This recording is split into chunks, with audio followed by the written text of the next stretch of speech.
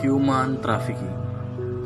We live in a world that has accepted man's absolute control over another.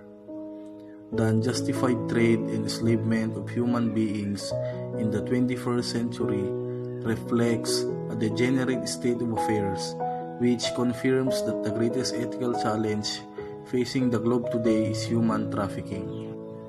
Human trafficking involves the use of human deception to exploit the vulnerable through forceful stripping of their dignity and self-worth. It portrays a contrasting picture of inequality among equals with regard to the right of every individual over his or her life, as traffic victims are compelled to serve their inherent freedom and are subjected to coercive subjugation. Their cry for help is drowned in the sea of constant oppression and general sense of apathy which has been continuing for centuries. Human trafficking is a global phenomenon that manifests in the form of sex trafficking, bonded labor, and organ trafficking.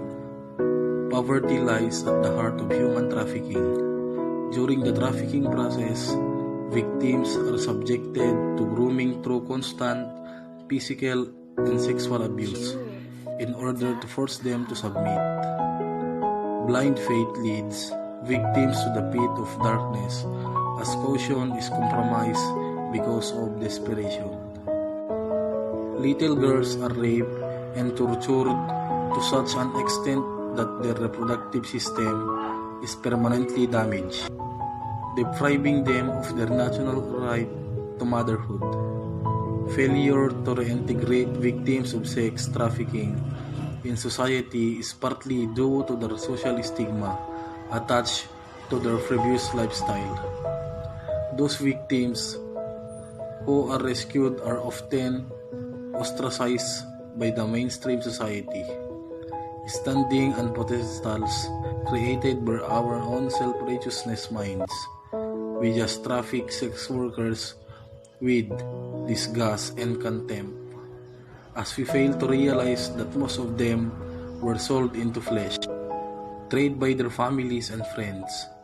It is imperative to realize that prostitutes are not criminals, but victims of the society that has allowed prostitution. Children are gullible and can be easily treated or manipulated. They are forced to take up their parents' responsibility of repayment of debt and are unfairly denied education. During their nurturing years, in war-torn countries, children are abducted and made to join militias. These child soldiers are robbed of their childhood, are transformed into savage animals, and are brainwashed into believing killing is right.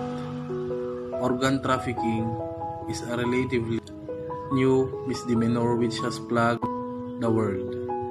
These people are unaware of the medical consequences of organ donation and give their consent out of desperate need for money. There is no doubt we live in a world that specializes in creating broken people every day. We have reached a point where eradicating human trafficking is no longer restricted to few willing individuals and organizations. Anyone in any manner can help in minimizing this condemnable condition. It just comes down to whether we are willing to take the first step.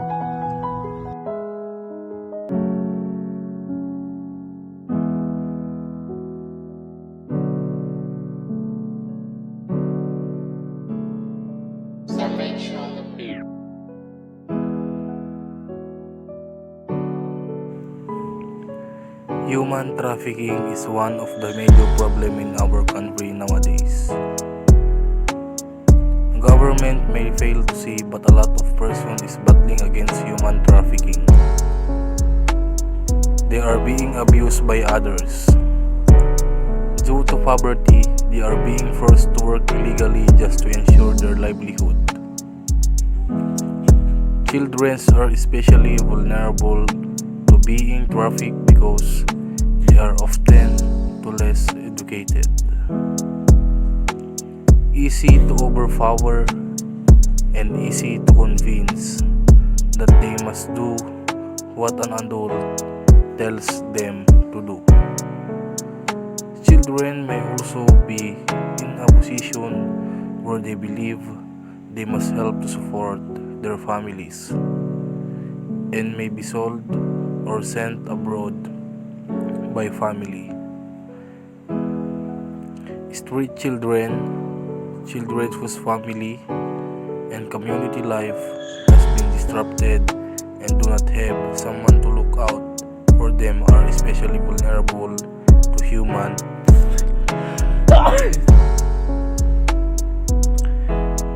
trafficking is one of the major problems in our country nowadays.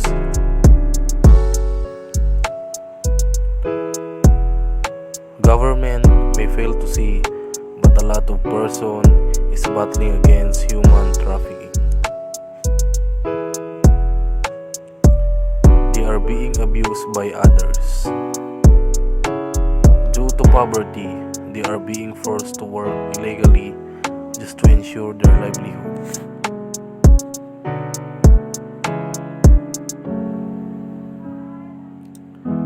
Children are especially vulnerable to being trafficked because they are often less educated, easy to overpower, and easy to convince that they must do what an adult tells them to do.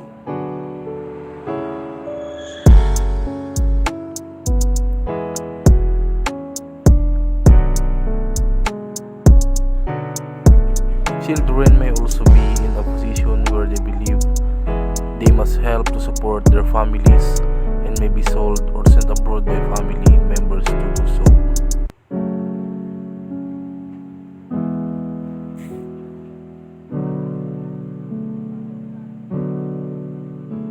Street children, children whose family and community life has been disrupted and do not have someone to look out for them are especially vulnerable to human trafficking.